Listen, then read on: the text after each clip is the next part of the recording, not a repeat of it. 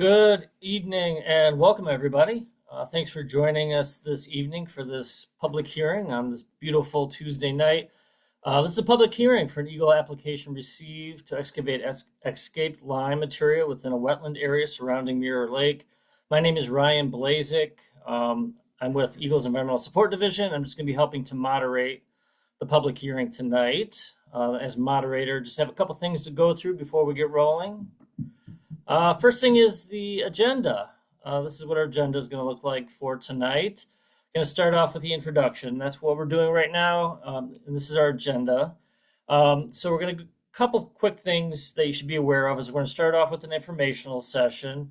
So the applicant has an opportunity to ask them or to provide a presentation on this project and application, and then we'll follow that up with some questions and answers. So you have an opportunity to ask questions on it. That'll take us to around 6:30. Then we're going to go over ways to submit an official comment, and then we're going to start the second part of the evening, which is the official hearing portion. So that's where you'll have an opportunity to make a statement for the record on this application. And then we'll also cover who to contact in case you have further questions. If we didn't get to all the questions and weren't able to, or if anything comes up and you have questions, we'll provide that information as well. All right, in case you haven't joined us for one of these hearings before, a couple things to keep in mind. All lines are going to be muted during the hearing, so you'll be able to hear us, but we can't hear you. However, we will unmute you if you have a question to ask during the question and answer portion or to make your statement. We'll explain how we'll do that later. If you have a question at any time, though, you can submit a question in the Q&A box in your Zoom toolbar. You'll see that at the bottom of your screen, and we will answer those questions during the Q&A period. And then if you're on the phone, you also have an opportunity to make a statement and ask questions. And we'll, again, explain how to do that later. And you should also be aware we are recording this hearing, and this hearing will be posted on our YouTube channel in a couple days, and we'll be providing a link for that recording on our YouTube channel. All right, at this point, I would like to invite our EGLE staff on the line to turn their cameras on and introduce themselves.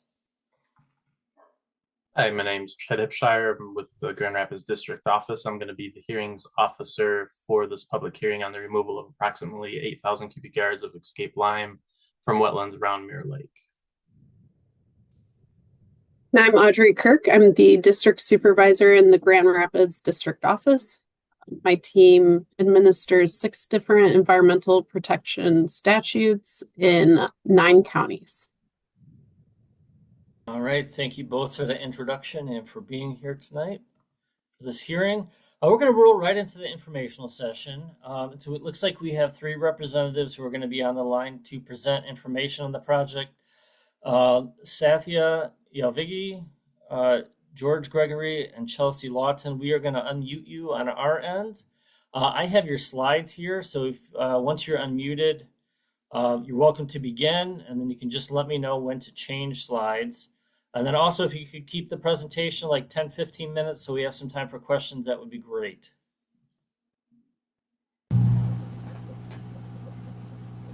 All right, are you all there?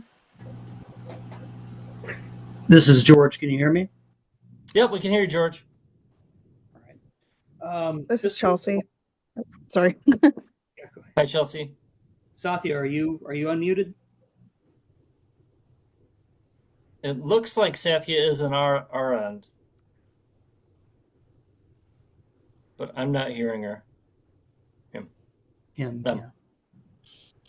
Okay, how about now? Excellent. Yes.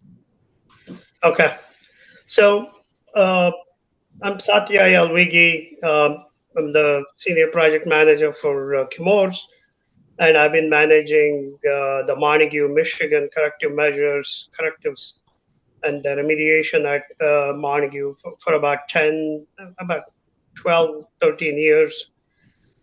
George Gregory is my project manager from the AECOM side, so he's going to help. And Chelsea Lawton, who introduced us, so she's from the Muskegon Soil Conservation. We have teamed up with them, and they're going to help us with the restoration, the pre and the post inspections and the restorations, as well as future restoration monitoring for several years once the work is complete. Okay, we can go to the next slide. So what we are proposing to do here is we realize, there's a portion adjacent to the Mirror Lake where the lime that has been transported. Based on what we know, we think this is a 1 or a 2 time phenomena during which during an event some of the lime sloughed off into that area. And we did do several test pits along this area, and we have determined that there's about between 8 and 10,000 cubic yards of material. It's no deeper than 2 feet at its deepest, but at the shallowest, it's 6 inches, maybe a foot on an average across that area. And that purple area that's been highlighted, that's the area where we have determined the lime is.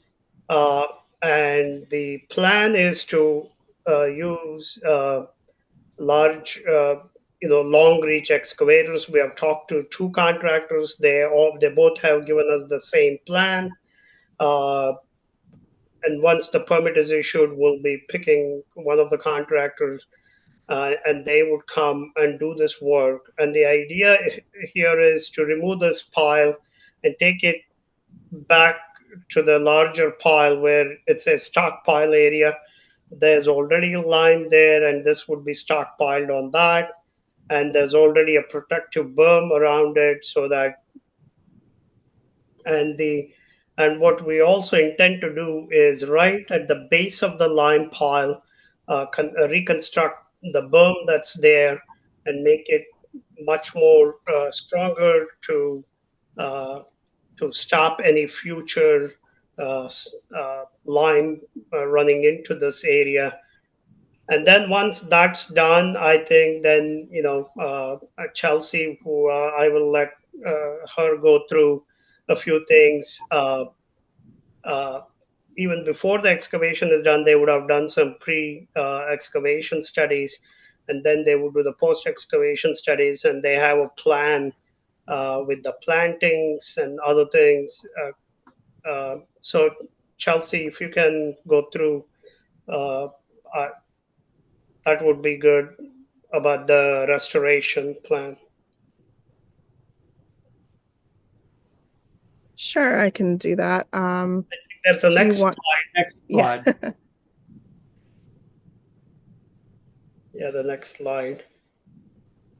Okay. Hi, I'm Chelsea. I'm with the Muskegon Conservation District. We've kind of put together a plan based on the best outcome of the excavating. So we have a couple pre and post surveys that we want to implement. Pre-excavation, we're going to do some plant surveys in the entire area. We're going to do some soil sampling and invasive species mapping, which will go hand in hand with the plant survey. And then post-excavation, we plan on doing a wetland delineation, another plant survey once things have kind of started to come back, an additional soil sample study, and we'll be looking at a couple different nutrients and possibly microbial health. We haven't found a lab yet, so we're still kind of deciding on that one.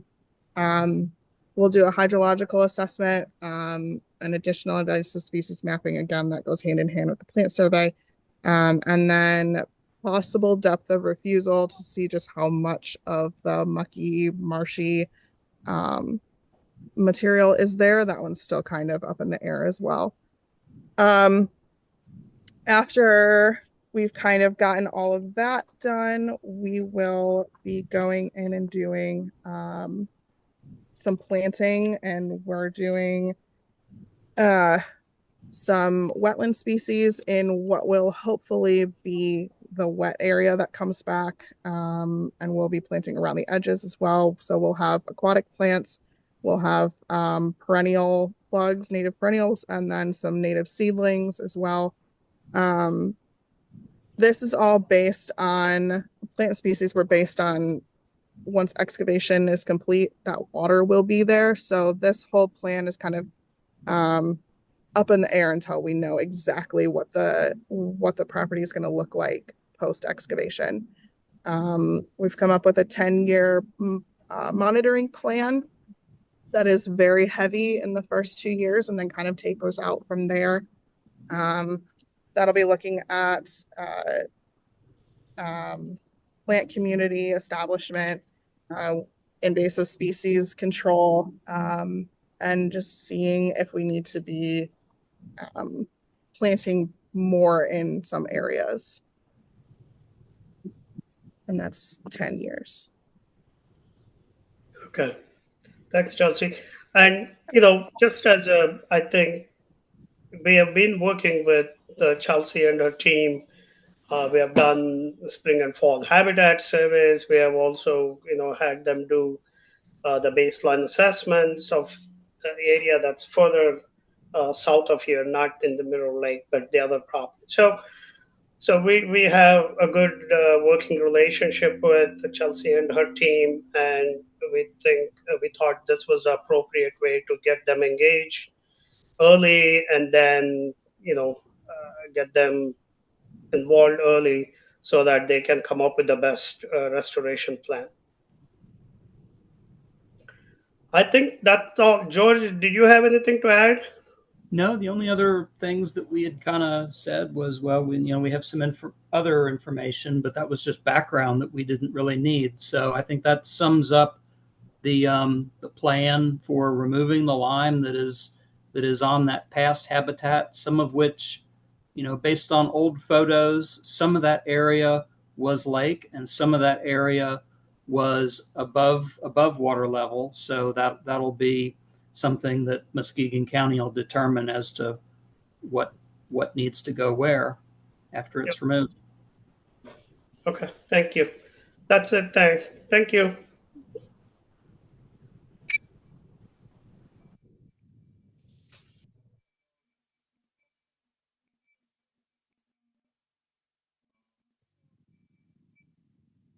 Brian, I think you're not coming through.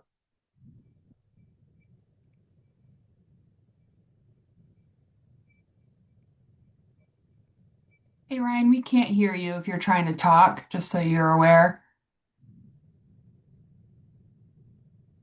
Nope, we still can't hear you.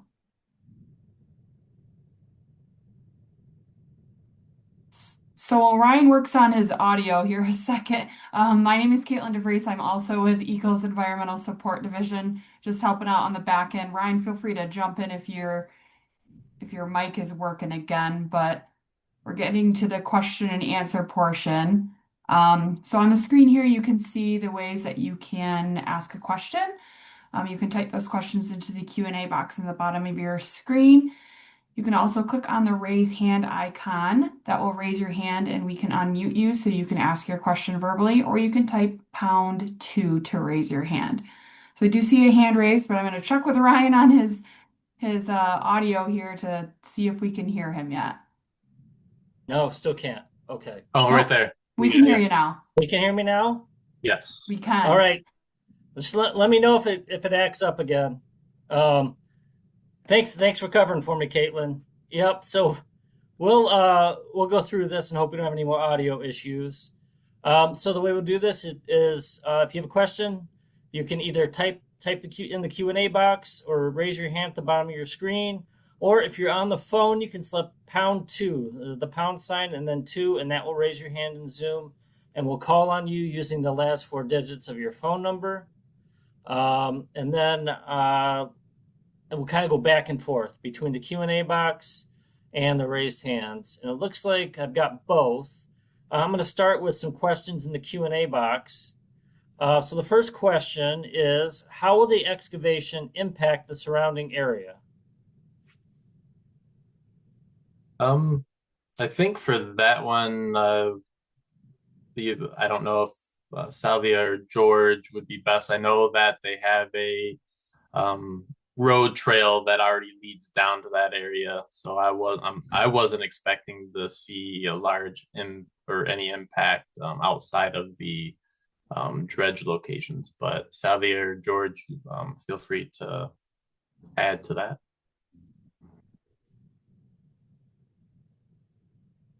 All right. Does anybody want to add any information? Or no? All right. If not, we will move on to the next question, which is, how can you be sure the berms will hold?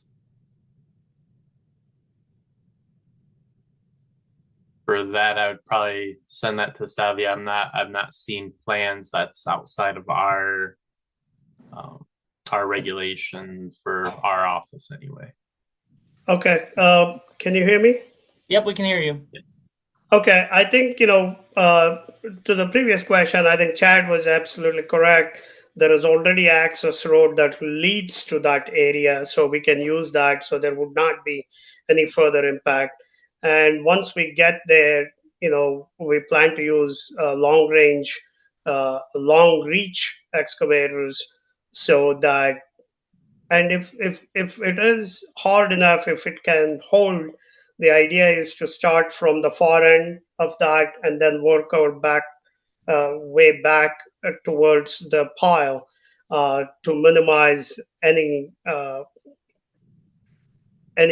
And then we also use what we call mats, for the wetland mats.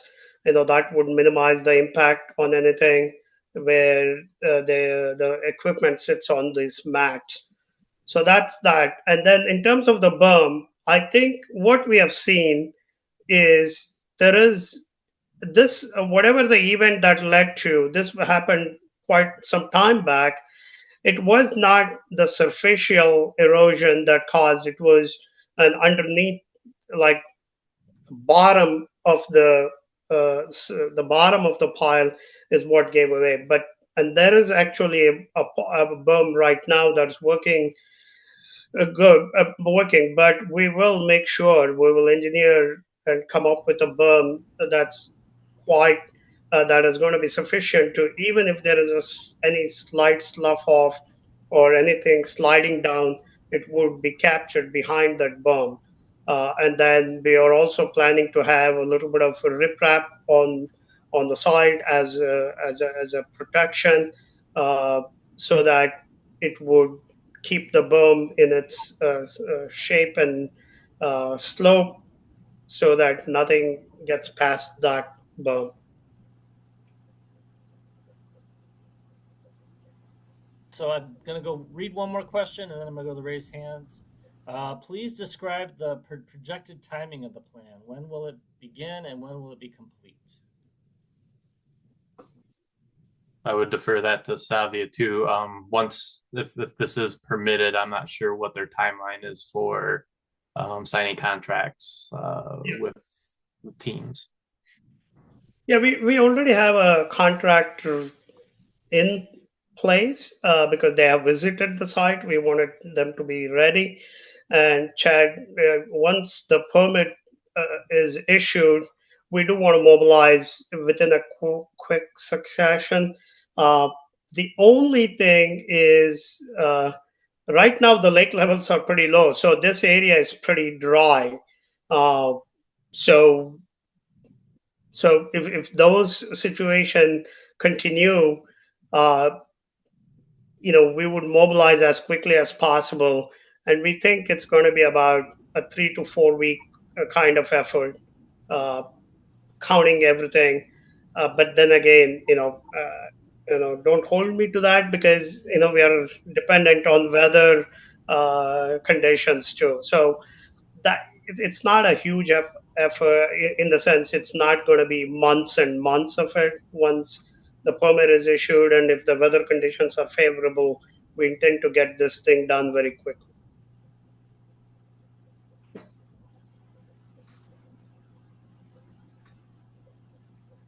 Hey Ryan, it looks like you're having that audio issue again.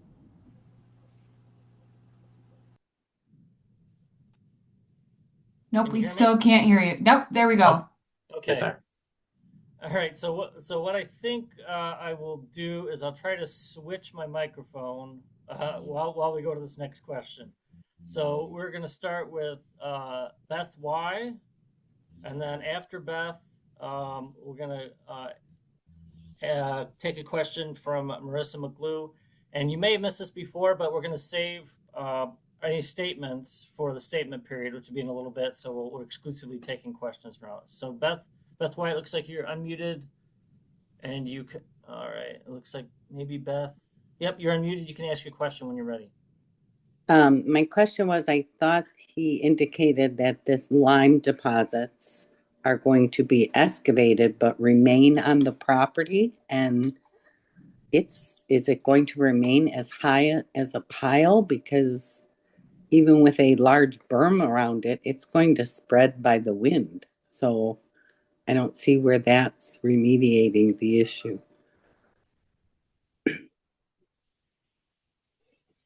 Yeah, I think we'll bring it back to where the main area of the pile, where the current pile is, and I think based on what we have seen, and this is going to be in an area it's not going to be with the main pile. It's right next to it. There's already a lime deposit there, and it is slightly lower elevation, and there's a berm around it, and it'll be spread there.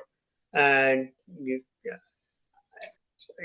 don't expect significant air deposition issues from this operation because everything is going to be wet, and then once it's spread, 8-10,000 yards in that area, it's not going to be much more than 2 to 2.5, 3 feet high. So we don't expect this operation to add any additional air deposition. And what is the lime? What's the purpose of keeping the lime on this property?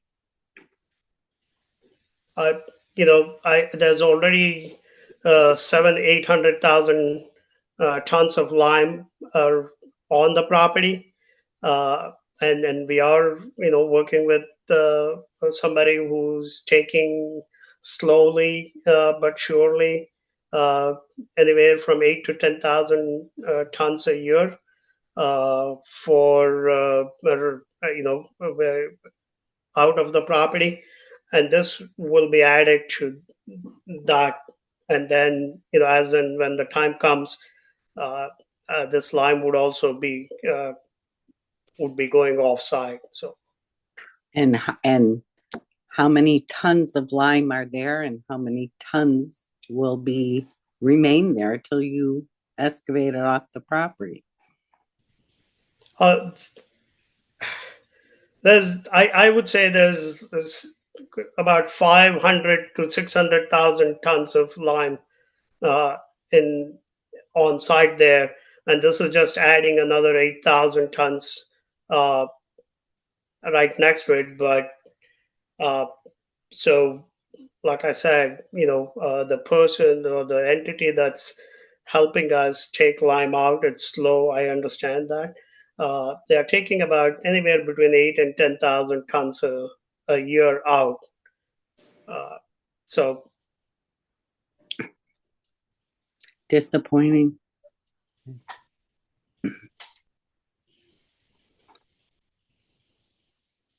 Great, thanks, Beth, for that. And I think Ryan might still be having some audio issues. So we're going to go to the next hand. Marissa McGlue, you should be able to unmute yourself and go ahead and ask your question. All right, great. Can you hear me? Sure can. Oh, fantastic. So my questions are related to the water in Mirror Lake. And having reviewed the tasks and the plan put out by the Conservation District, I see soil sampling, but I don't see any water testing. I understand that the level fluctuates. That's another a related question. I my understanding from Mirror Lake, unless people feel that there's groundwater coming up, is that it's essentially a vernal pond. So because it's in a plume, I'm wondering why there isn't specific testing for the same chemicals that are being tested in the monitoring wells, apart from just basic water testing.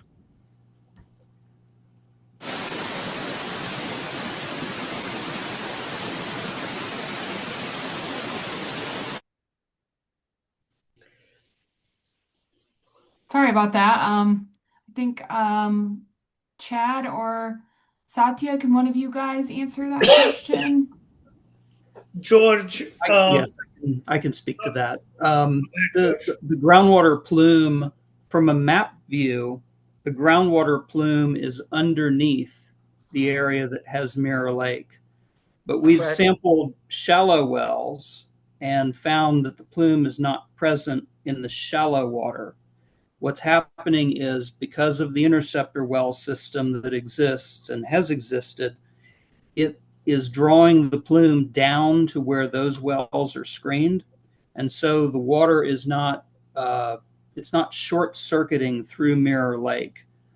You mentioned a vernal pool, and that is probably about accurate. I mean, it's an example of where you dig down to the water table and water, shallow water, moves through Mirror Lake on its way to White Lake. But that's only the shallow water, and the plume is down underneath that. It's probably, well, I would be guessing, but it is underneath the water that is traveling through the lake. Okay, thank you for that. I do have a couple of other questions, but I'm happy to wait for other questions and see if they get answered. I can re-raise my hand. Great, that sounds awesome, Marissa. Thank you. You're welcome. So we are going to jump over back to the questions in the question and answer box while Ryan still works out his sound there. So the next question that came in is, would you please add water sampling to, oops, sorry, that looks like it's a comment here. So another question is, would you please consider depositing the dredged materials at the north end of the lime pile? I think, we can probably show you, I don't know, George, if we have a map, but this, the pile, right next to it where, the road goes up, it's quite a distance high up. On the very northern side of it, there is no lime there right now. Like there's, so that's why I think, we want to keep it in an area where there is elevation difference between the main pile and where this is going to be deposited. And we think that's the appropriate place based on there's already a protective berm around it. And, it's quite a large area where if it is spread out, it won't add a lot of elevation. So that's why we picked that place. Yes, the stockpile area that was on that second figure has a berm that goes all the way around it, as opposed to up north where the company which is marketing and selling the lime and therefore removing it from the site, their areas that would be in their way of being able to process the lime that they're selling.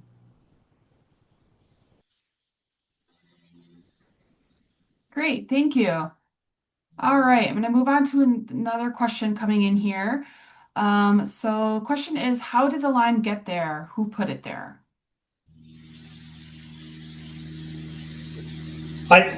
Based on all the aerials and other things, what we discern is this was a 1 or 2 time catastrophic event. And, it's a big valley, where the lime was deposited by DuPont at the time. Or no, even it was even prior to DuPont. So I think, all the evidence suggests that there was a short circuiting, not at the top, but at the bottom of the valley, and that's how the lime got there. And based on all the events, George, I don't know, we think it was like a 1 or a 2 time event. It was not something that happened over a period of time. So there was a catastrophic event. Yeah, in looking back at the air photos, the lime pile appears in 1962 when the property was owned by Union Carbide. It's not a coincidence that Union Carbide manufactured calcium carbide, which when mixed with water generates acetylene, and the acetylene was the product that was being used, and the lime was a byproduct from that process. And so Union Carbide began with the berms that were meant to retain this lime. And the releases that occurred to Mirror Lake occurred during the 1960s based on the air photos. The water level in Mirror Lake has fluctuated over time, but the intrusion of that lime occurred very early in the process when there was lime still being accumulated on the main pile.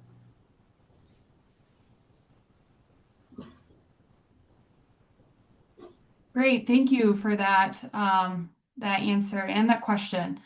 So we do have a lot of questions that are still coming in. I think Ryan wanted to get to the hearing portion at 6:30.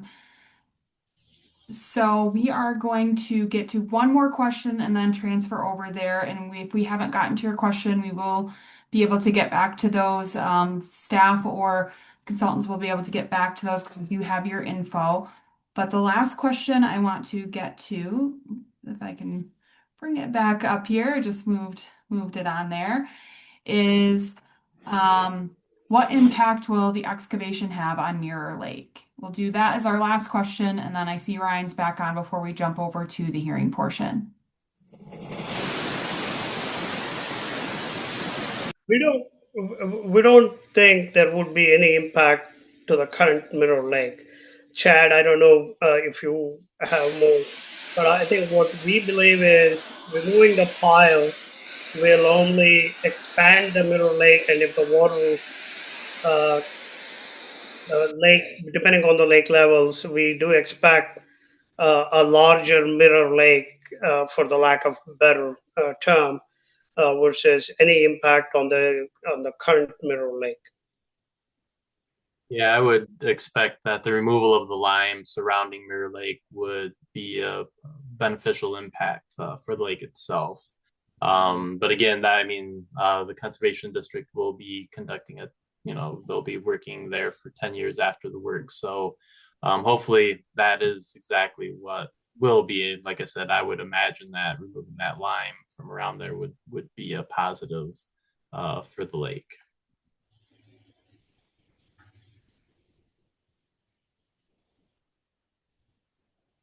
Great, thank you for that. I see Ryan is back on. It looks like his audio is still connecting here a second. So we'll give him just another minute before we jump over to the hearing portion of the evening. But just as a reminder, if we didn't get to your question, thank you for still asking it, and we will get those questions out into our staff for answering at the end of this hearing tonight after our time together. Ryan, are you back on with your audio? I can see you. I just can't tell if your audio is fully connected.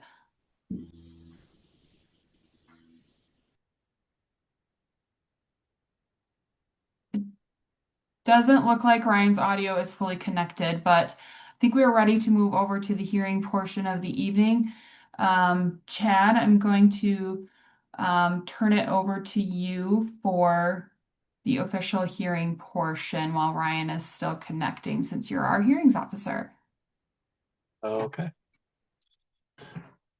So let's see here.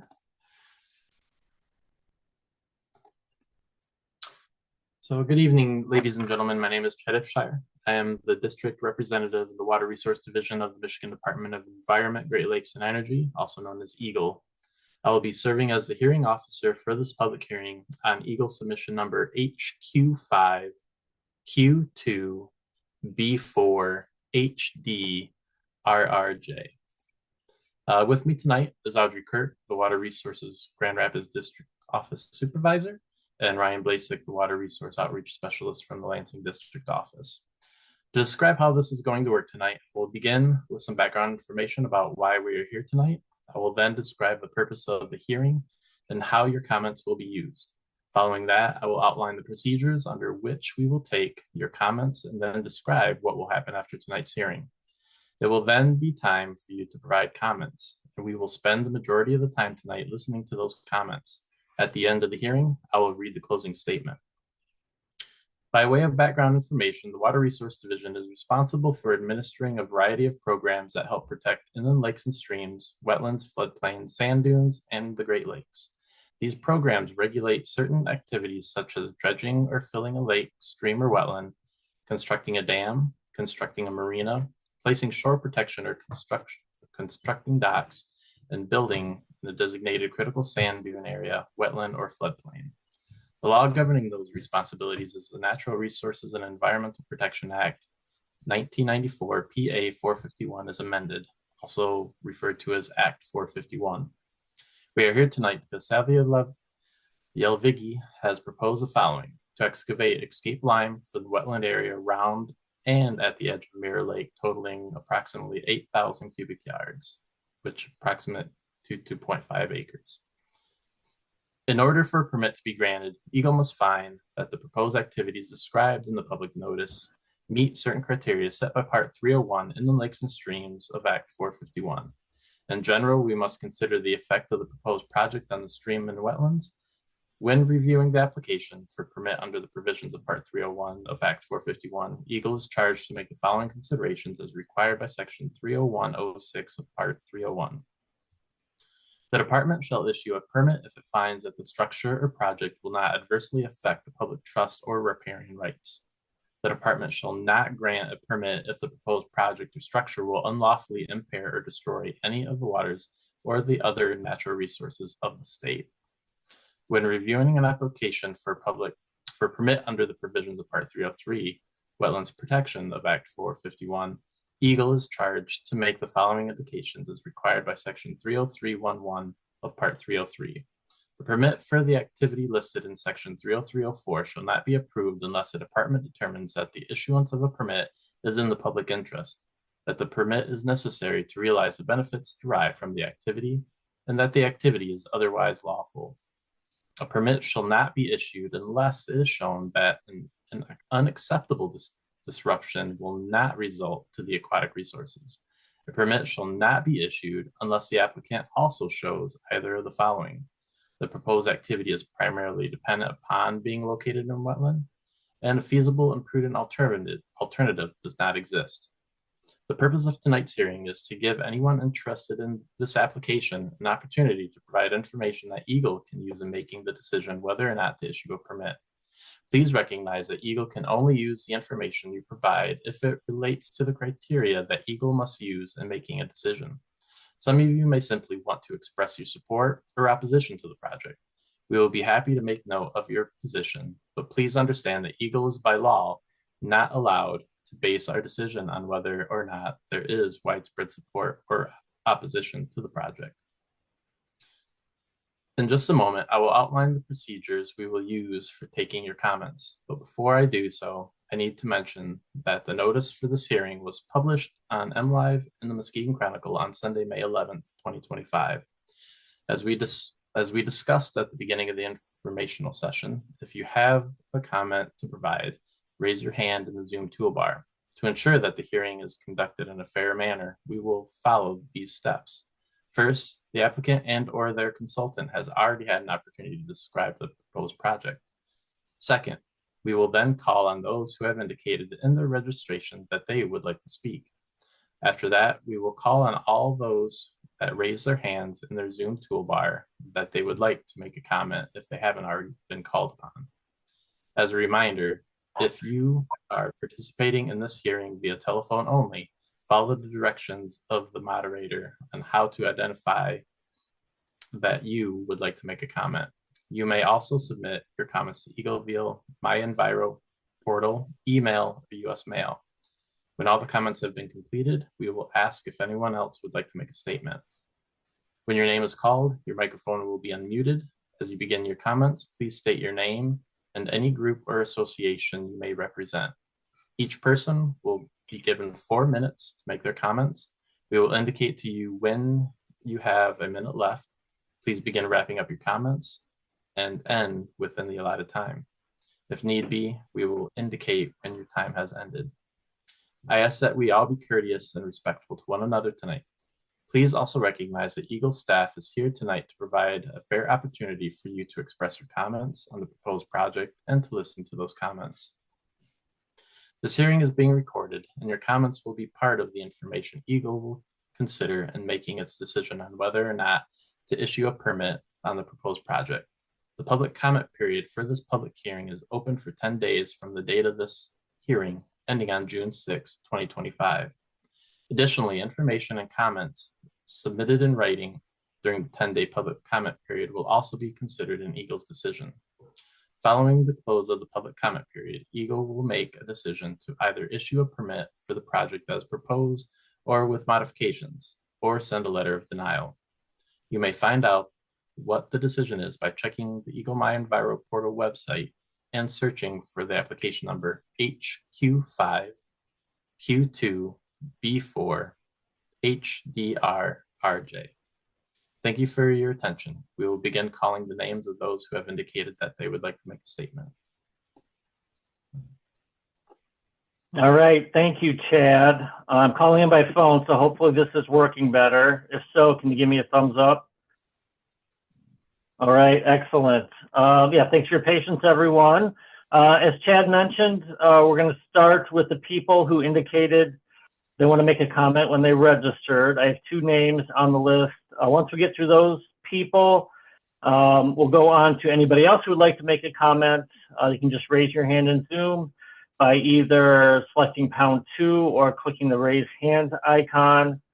A couple things to keep in mind are that it's going to be 1 comment per person, and everyone will have an opportunity to make a comment. If your name is called and there's somebody else on the line that would like to make a comment, just let me know. That will just give me a heads up, and then each person will be able to make their comment. Everyone will get an opportunity in 4 minutes each, and you will see a timer count down from 4 minutes, so you know how much time you have. You should see that in the upper right corner of your screen. And then if you have 1 minute left, you'll hear a ding that sounds like this. All right, then you'll know you have a minute left. Thank you all, and we're going to go ahead and read our first couple names. Claire Schlaff is first, and then after Claire is going to be Marissa McGlue. So we're going to unmute you, Claire, to start, and then you'll be able to make your comment. All right. All right. Are you there, Claire? Yes. Can you hear me? Yep, we can hear you. You can begin when you're ready. Okay. Thank you. Marissa did ask about the testing of the water, which is one thing that was not included in the Muskegon Conservation District plan. And she specified for testing for VOCs. But we also think it would be important to test for basic nutrient data prior to beginning dredging and then afterwards, just to have a baseline. So basic nutrient data like nitrates, total P and SRP, alkalinity, and perhaps hardness and pH. That's all. Thank you. Yeah, thank you for your comment. All right, so next up is Marissa McGlue. All right, Marissa, you are unmuted on our end. All right, I am unmuted here as well. Okay, excellent. You can begin when you're ready. All right, great. I am part of a local group, the Comores Environmental Impact Committee, and so we have been involved in looking at EGLE's website and looking at reports and looking at data for a long time now, for 7 years. And my comment / question is, I am trusting that all of the data collected will be posted on EGLE's website in the same way other data has been posted on that website. Concurrently with posting of that data about the pre and post assessment, about what native plants were deemed suitable after the hydrological assessment, and various other factors that would be involved in the restoration of this wetland, I would hope that there might be a pathway for us to be able to help. By and large, I am very happy that Mirror Lake is getting some attention. And as someone, and many of us who live very close to Mirror Lake, look at it virtually daily from the road, if there might be a way for us to be of help with observation, to have contact with people if we notice something that might be reported. So that's my comment. Thank you.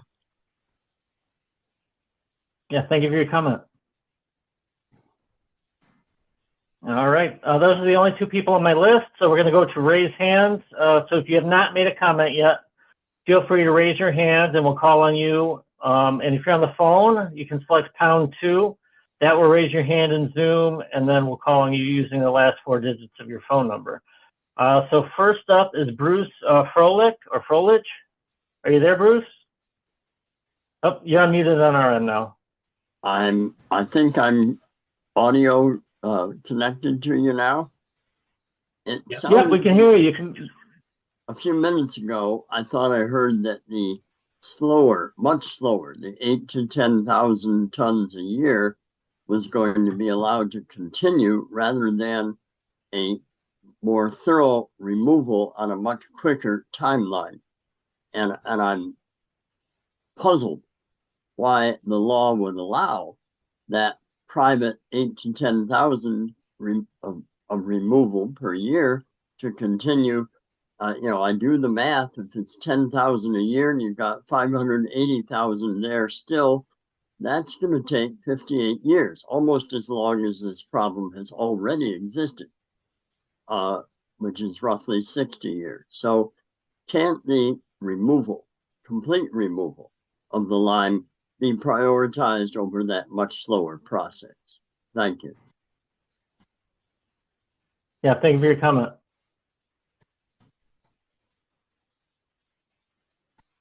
All right, next up is Scott Rudovets. Sorry, Scott, if I'm mispronouncing your name. You are unmuted on our end. That's fine. Can you hear me? Yep, we can hear you.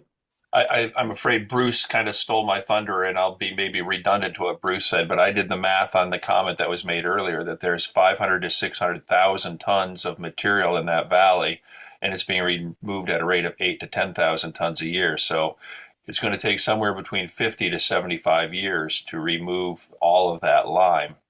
My concern is, my concern is that as long as that lime pile exists, there's always the potential that we'll have a reoccurrence of polluting Mirror Lake. So I guess I wanted to raise concerns about how good this new berm is that they're putting in place and what's being done to ensure that nothing from that lime pile can continue to leach into Mirror Lake, and whether or not Chemours can do something to remove that remaining lime pile much more quickly than what they're currently doing.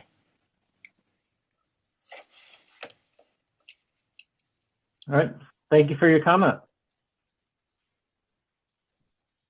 All right, next up, Carrie LeSueur. Carrie, you are unmuted on our end. Okay, can you hear me? Yep, we can. You can begin when you're ready. Okay, thank you. This is Carrie Lasser. I'm the legal director at For Love of Water. We're a law and policy center in Traverse City, and we've been supporting the work of the Comores Environmental Impact Committee locally. And I'd just like to echo some of the comments that have been made today. First, about the testing of water in Mirror Lake prior to and after dredging. First, for basic nutrient data, and I think these have been cited already, but I'll go ahead and list them: nitrates, nitrites, total P and SRP, alkalinity, hardness, pH, and 2 volatile organic compounds that are the same that are tested for in the Comores monitoring and interceptor wells. We'd also like to request a timeline and opportunities for the public to be informed and involved during dredging, restoration, and monitoring periods. And we echo SEEK's objection to the proposed location of the stockpile area next to the south end of the lime pile, close to Mirror Lake. This would seem to constitute an additional waste management unit with no apparent plan for its removal. Temporary storage at the north end of the lime pile would seem to make removal and reuse easier to accomplish, in addition to eliminating concern about the dredged materials leaching back into Mirror Lake. And just a broader comment about many situations where For Love of Water has been called in to provide support to local advocates. A very common concern is incredibly long timelines and slow walking for remediation and for an end to the risk of expanding the contamination that is already concerned is just happening over and over again all around Michigan. And it's something we're pushing back against, and I'm sad to hear it taking place at another site across the state. This is not what people deserve when they turn to the agency for help in remediation and cleanup. And we strongly urge a shorter and clearer timeline. Thank you. Yeah, thank you for your comment. All right. Next up, Beth Y. Actually, is no longer has her hand raised. If there's anybody else, okay. Jean Jackman. All right, Jean, you are unmuted on our end. And you just need to unmute yourself. There should be an unmute button. Okay, Oh, there you are. I am a summer resident over Sylvan Beach, and White Lake is my concern. And I wonder if the shallow water moves through on the way to White Lake, isn't White Lake then being polluted by the lime?